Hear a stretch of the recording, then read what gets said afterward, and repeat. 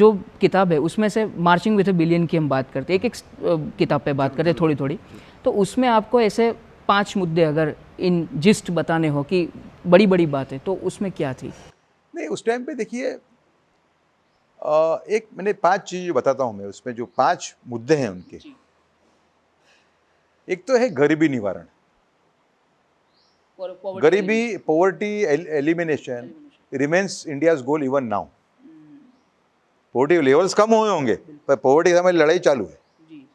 तो मैंने कहा श्री नरेंद्र मोदी का ये मॉडल है, सब में सक्षम मॉडल है गरीबी निवारण के लिए। एक दूसरा ट्रांसपेरेंसी एंड अकाउंटेबिलिटी, पारदर्शिता। वो भी मैंने कहा उसमें कि ये हाईएस्ट लेवल की है भारत के अंदर। ऑफिसर की पोस्टिंग बोले, प्रोक्योरमेंट के अंदर उन्होंने टेक्नोलॉजी का उपयोग किया। तीसरा था use of technology in bringing good governance. चौथा था इनोवेशन मुद्दा उसके अंदर। और पांचवा था गर्व की भावना जो हर एक भारतीय में होती है, उसको कैसे बाहर निकालना, गर्व की भावना का उपयोग करके उसकी शक्तियां बाहर निकालना और उस शक्ति को विकास यात्रा के साथ जोड़ देना। नरेंद्र मोदी जी का अगर आप एक विश्लेषण करते होंगे गवर्नेंस का, तो उसका कोर मुद्दा ये है कि हर एक भारतीय के अंदर शक्ति पड़ी हुई है ना, और हर एक भारतीय के अंदर 2 टाइप की गर्व की भावना है। एक है देश के लिए और दूसरी है खुद की क्षमताओं के लिए। जैसे एक चाय वाला है ना, तो वो सोचेगा कि जो बगल के चाय वाले हैं, जो मेरे बगल में, उनसे अच्छी चाय मैं ज़्यादा बनाता हूँ, या मेरे जो ग्राहक आते हैं उनसे ज़्यादा अच्छे हैं। ये गर्व की भावना है, ठीक है। तो इन दोनों भावनाओं को अपील करके, उन भावनाओं को अपील करके आदमी में पड़ी हुई जो शक्ति है उसको बाहर निकाल के विकास यात्रा के साथ जोड़ देना, ये माननीय प्रधानमंत्री नरेंद्र मोदी की मॉडल का मेन कोर है इसका ये। हाँ जी, हाँ जी। और दूसरी जो किताब है सेंटर स्टेज, उसके पहले वाली, हाँ उसके पहले वाली, वो उसके बारे में क्या कहेंगे? नहीं, उसके अंदर भी ये सब चीज़ें थी, लेकिन उसमें कई चीज़ें थी कि उनका, जैसे कि use of technology in bringing transparency, वो एक उसमें चैप्टर था, है ना। फिर जैसे कि कांकरिया लेक, तो कांकरिया लेक तो थे ही पहले से, पर वो कोई एक वो देख के आए लेक फ्रंट कहीं यूरोप में, और आके उन्होंने, जो कमिश्नर थे हमारे उस टाइम के श्री IP गौतम, उनको बुलाया और कहा कि मुझे एक यहाँ पे अच्छा लेक फ्रंट चाहिए, लेकिन भारतीय परिस्थिति को ध्यान में रख के।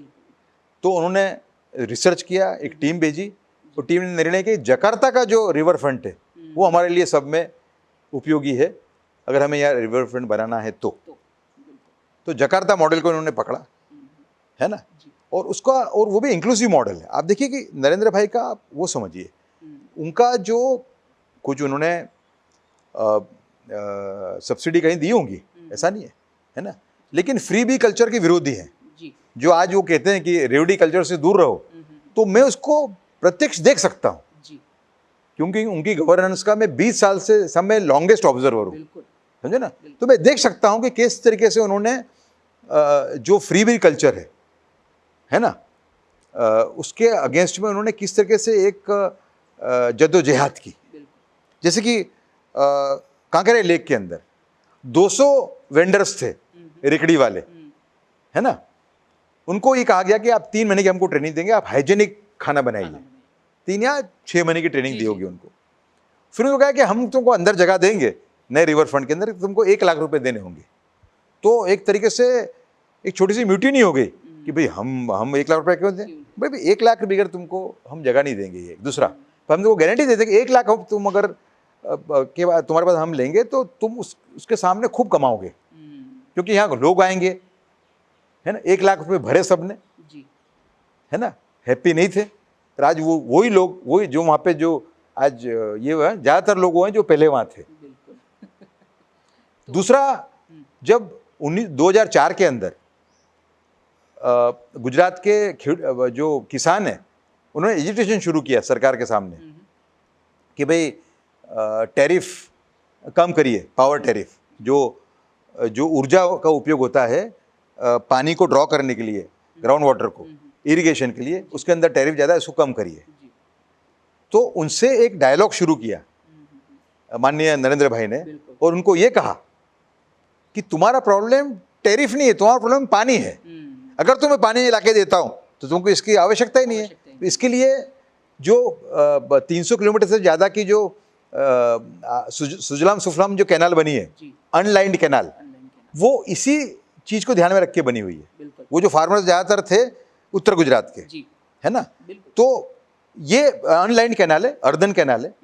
उसका पूरा जो आइडिया ये है कि इसमें अगर एक तो ये पानी आएगा अपने डायरेक्ट वाटर जो बरसाती पानी है ना, दूसरा जो कडाना का जो ओवरफ्लो होगा वो इसमें आएगा, है ना, और दोनों साइड में वाटर लेवल ऊपर जाएगा। और वाटर लेवल ऊपर गया, दोनों साइड करीब हम 4-4, 5-5 किलोमीटर ऊपर गया वाटर लेवल। आपकी तीसरी किताब है वीर सावरकर जी के बारे में, Veer Savarkar the man who could have prevented partition.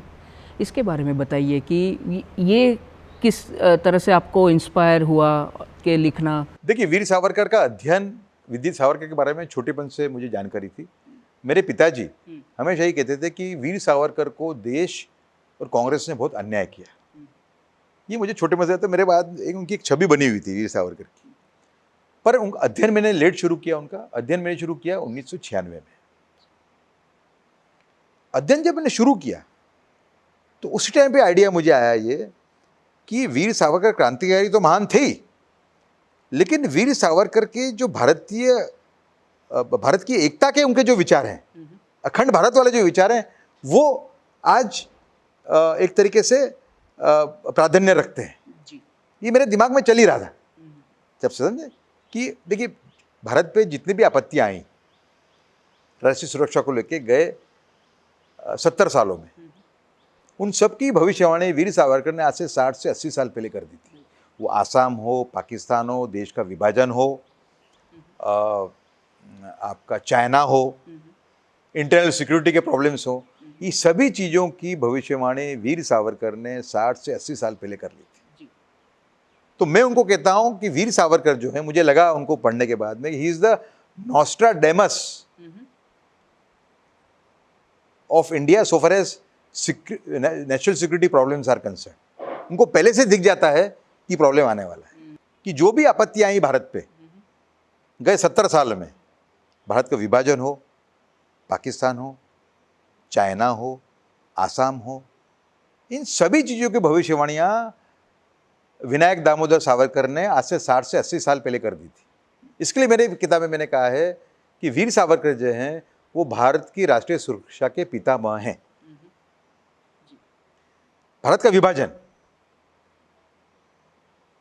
47 में हुआ, 37 में उनको दिख गया था कि विभाजन होने वाला है, और भविष्यवाणी की है उन्होंने। मुझे 1937 में ही कर डाली थी, दिसंबर में, जब उन्होंने हिंदू महासभा के रूप में, हिंदू महासभा के अध्यक्ष के रूप में जब कारोबार संभाला, और कर्नावती अहमदाबाद के अंदर जो स्पीच दिया उसके अंदर भी कहा हुआ है उन्होंने। हाँ, और दूसरा कि पाकिस्तान रोकने के प्रयास भी सब में ज़्यादा उन्होंने किए हुए, शक्ति उनकी कम थी। देखिए, जब उनको छूट मिली, जब उनको छोड़ा गया रत्नागिरी में, जब वो जहाँ पे नज़र कैद में थे, कहा गया कि आप संपूर्ण रूप से फ्री हो, आप रिहा हो, है ना, और पॉलिटिकल एक्टिविटी में भाग लेने की उनको जब परमिशन मिल गई ब्रिटिश सरकार की तरफ से, है ना, उस टाइम पे उनको, जब वो आए पब्लिक लाइफ में, तो कांग्रेस के 3 नेता इंक्लूडिंग सुभाष चंद्र बोस ने उनको न्योता दिया था कि आप कांग्रेस ज्वाइन करिए। सावरकर ने उसको ना कह दिया। इसके लिए उन्होंने छोटी सी पार्टी हिंदू महासभा ज्वाइन की, जो कि हिंदुओं के हकों का हनन नहीं कर रही थी, प्रोटेक्ट कर रही थी। तो सावरकर का जो हिंदुत्व है, it is a code to protect Hindu culture, it is not a weapon against other religions. और दूसरा कि वीर सावरकर का हिंदुत्व जो है वो है अनअलॉयड नेशनलिज्म, जिसको हिंदी में बोलते हैं बिन शर्ती राष्ट्रवाद, कोई भी कंडीशन बिगड़ का राष्ट्रवाद। उसमें धर्म भावना, प्रादेशिक भावना, जाति भावना, देश भावना से नीचे।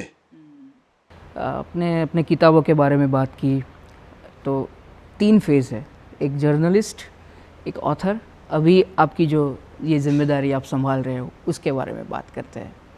आपको ये पद दिया गया सेंट्रल इंफॉर्मेशन कमिश्नर। पहले तो ये बताइए कि एक जर्नलिस्ट थे और उसके बाद ये एक भारत सरकार में आपको एक बहुत महत्वपूर्ण जिम्मेदारी दी गई, तो पहले तो क्या फीलिंग आई जब ये बात सुनने को मिली, और फिर आपने जब पहला दिन आपका कैसा था एज ए इंफॉर्मेशन कमिश्नर? देखिए ऐसा है कि मैं थोड़ा सा दुविधा में था।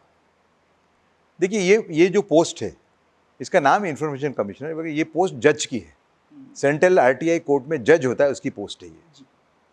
तो मैं पहले तो दुविधा में था। अच्छा, हालांकि लेना देना इसका इंफॉर्मेशन से, जर्नलिज्म में भी इंफॉर्मेशन मेन चीज़ है, समझे आप। फिर मुझे लग रहा था कि कैसा होगा ये थोड़ा, लेकिन पहले दिन मेरे मन में दुविधा थी। लेकिन आज जब मैं करीबन 20-21 महीने बिता चुका हूँ एज ए कमिश्नर, मुझे लगता है कि एक बड़ा मौका मिला है मुझे देश की सेवा करने का। और मैंने एज ए इंफॉर्मेशन कमिश्नर एक तरीके से इंफॉर्मेशन के संदर्भ में 2 काम किए हैं मैंने। एक तो मैंने जो लोग दुरुपयोग कर रहे हैं आरटीआई एक्ट का, उसको मैंने दूर करने का प्रयत्न किया है। और दूसरा कि जो सही माहिती लेके न्याय लेना चाहते हैं, जिनको न्याय नहीं मिल रहा है, उनको न्याय दिलाने का ही काम मैंने किया। मावड़कर जी, आपने अभी जो आप जिम्मेदारी निभा रहे हैं, और ऐसा भी कहा जाता है कि मैक्सिमम केसेस आपके टेन्योर में सॉल्व हुए हैं, तो वो कैसे हुआ, क्या कहेंगे आप इसके बारे में? क्वांटिटी ठीक है, लेकिन व्हाट मैटर्स इज क्वालिटी। देखिए इंफॉर्मेशन कमिश्नर के सामने 2 टाइप के चैलेंजेस हैं। एक, जो लोग दुरुपयोग कर रहे हैं, ब्लैकमेलर भी आते हैं इसमें, है ना, जो दुरुपयोग कर रहे हैं एक्ट का, उनको कैसे दूर रखना, वो दुरुपयोग न कर जाएं, वैसे जजमेंट पास करना।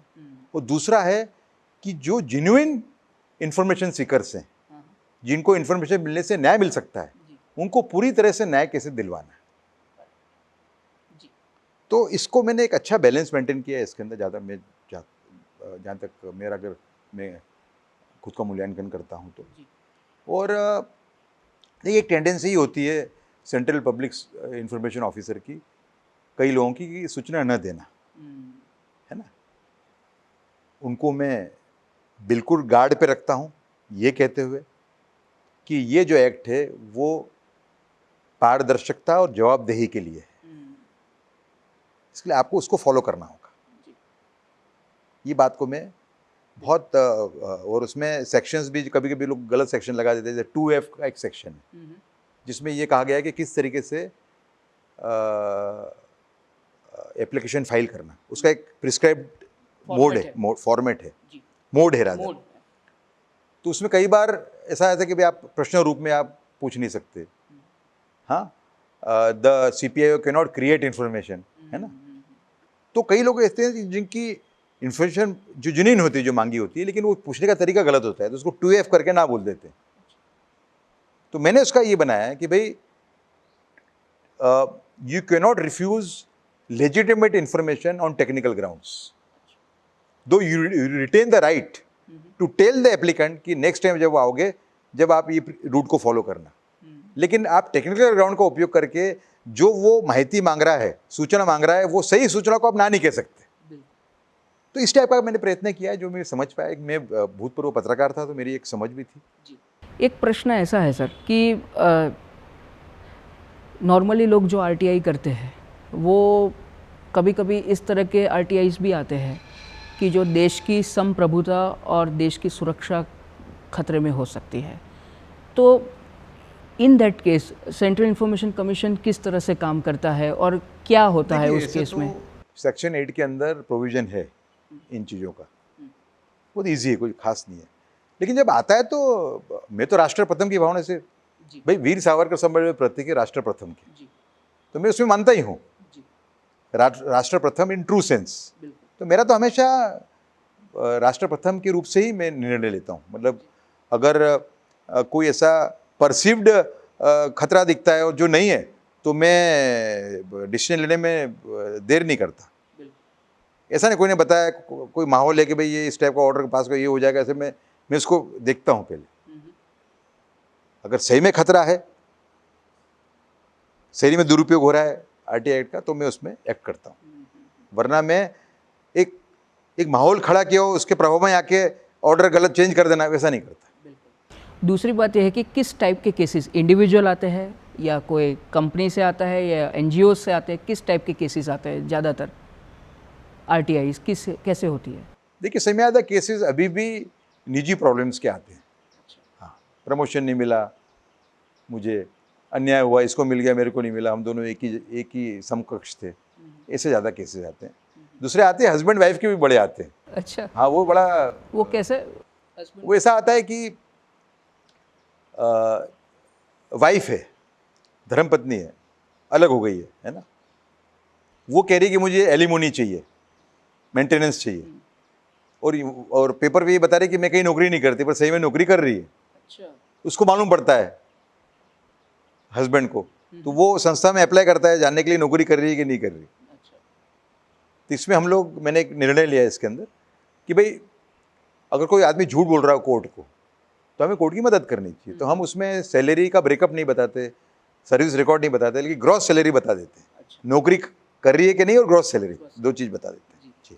अभी हम कार्यक्रम के अंत की ओर जा रहे हैं सर, तो मावड़कर जी बताइए कि आपके शौक़ के बारे में, आपका शौक़ क्या है? मतलब आप जब फ्री टाइम होता है तो आप क्या करना पसंद करते हैं? देखिए मेरे 3 विषय हैं मेरे, जो मेरे इंटरेस्ट के विषय हैं। एक तो इतिहास, तो सही इतिहास पढ़ना, और जो खिलवाड़ हुई इतिहास के साथ में उसको दूर करने का प्रयास करना। अपने अभी भी मैं आर्टिकल, अभी एज ए जज में कोई पॉलिटिकल आर्टिकल नहीं लिख सकता, मैं दूसरे मुद्दों पे लिखता हूँ, क्योंकि मैं फॉर्मर ऑथर भी हूँ और मैं जर्नलिस्ट भी हूँ फॉर्मर, और मैं हिस्टोरियन भी हूँ। ठीक है ना। दूसरा, गवर्नेंस पे मेरी बहुत अच्छी पकड़ है, क्योंकि 2 किताबें मैंने लिखी। माननीय नरेंद्र भाई को देखा यहाँ गुजरात में देखा, फिर दिल्ली में देखा। वही मेरा विषय रहता है हमेशा कि क्या डिसीजन ले रहे हो। मैं मानता हूँ कि जो मेरा अध्ययन है, एक बहुत बड़ा काम देश में हो रहा है, इतिहास इसका बहुत बड़ी इसको नोट करेगा बहुत बड़ी तरह से। फ्यूचर में, हिस्ट्री में जो काम हो रहा है बहुत ज़बरदस्त हो रहा है। पारदर्शिता का जो काम हो रहा है, जैसे जेम करके एक पोर्टल है प्रोक्योरमेंट के लिए, मैं ऐसा मानता हूँ, ये मेरा स्टेटमेंट है, सरकार ने भी कभी क्लेम नहीं किया है। मैं ये कहूँगा कि ये जो पारदर्शिता और जवाबदेही के जो पूरा नया मॉडल खड़ा किया है, ट्रांसपेरेंसी और अकाउंटेबिलिटी का, माननीय नरेंद्र भाई ने, मुझे लगता है कि इससे देश 2 लाख करोड़ रुपए साल के बचा रहा है, कम से कम 2 लाख करोड़ रुपीस जो बिचौलियों के जेब में जा रहे थे, गलत लोगों की जेब में जा रहे थे। तो 2 करोड़, और आप देखिए कि दिल्ली के अंदर मिडिल मैन नाम की कोई चीज़ ही नहीं रही अब, बिचौलिया है ही नहीं। तो ये बहुत बड़ा एक वो है, तो वो मेरा एक विषय है। तीसरा है सावरकर और नेशनल सिक्योरिटी भी बहुत काम में करता है। हाँ, तो ये 3 मेरा 3 या 4 समझो ना आप, कोर मेरे हो। उसके ऊपर मैं किताब पढ़ता रहता हूँ, लेख पढ़ता रहता हूँ, लेख लिखता रहता हूँ। जी। और अंत में आप पहले तो जर्नलिस्ट ही है, तो आज जो हमारे युवा जर्नलिस्ट जो अभी फील्ड में काम कर रहे हैं या पढ़ रहे हैं और अभी कुछ सालों में वो फील्ड में आएंगे, उनके लिए दूरदर्शन के माध्यम से आप क्या संदेश देना चाहेंगे? देखिए, देश के जो प्रॉब्लम्स हैं, वो गरीबी हो, करप्शन हो, उसका एक ही मंत्र है भारत के नागरिक के लिए, इंक्लूडिंग पत्रकार, नेशन फर्स्ट। मैं कल कोई निर्णय ले रहा हूं, मेरे हित में है लेकिन देश हित के विरुद्ध है, तो वो आपको सोचना पड़ेगा। और अगर नेशन फर्स्ट का जो मंत्र है वो अगर युवा पीढ़ी उठा लेती है, इंक्लूडिंग पत्रकार, जैसे पत्रकार की मैं बात करूं, है ना, कोई का मैं इंटरव्यू लेने गया, वो बड़े ओहदे पे, उसने मेरे से इनफॉर्मली कोई बात की, है ना, ये कहा कि आप इसको मेरे नाम से लिखना मत, पर मुझे I am feeling tempted, you know, कि मेरी स्टोरी में दम हो जाएगा, तो मैं उनको अंधे में रख के उनका नाम लिख देता हूँ। ये नेशन फर्स्ट के विरुद्ध है। एक स्टोरी करने के लिए कोई आदमी का आप करियर बिगाड़ रहे हो, ये गलत काम है। वैसे ही कई ऐसे थिंकिंग के लोग होते हैं जिनकी बात हम उठा लेते हैं, पत्रकार लोग, है ना, जो भारत की एकता अखंडता को पूरी तरह से समर्पित नहीं है, ऐसे लोग की बात उठा लेते हैं। वो तो देश के विरुद्ध का काम है। देश की एकता टूटे ऐसा एक कोई भी काम करना नहीं चाहिए। ये पत्रकार के लिए मेरा मेन संदेश होगा। दूसरा कि देश में गरीबी है, बड़ी स्पीड से गरीबी दूर हो रही है, लेकिन अभी भी है। तो जब भी रिपोर्टिंग करें तो हमारा जो वो समाज है जो वंचित है अभी भी, उनका ख्याल रखें। पर इन सब का मंत्र है नेशन फर्स्ट। अगर आप नेशन फर्स्ट का मंत्र अगर आप अपना लेते हो तो ये सब बातें अपने आप में उजागर हो जाएंगी। जी, तो उदय माहुरकर जी, आप इस कार्यक्रम में जुड़े और आपने अपने जीवन के बारे में जो इतनी रसप्रद बातें की, इस बदल आपका शुक्रिया अदा करते हैं।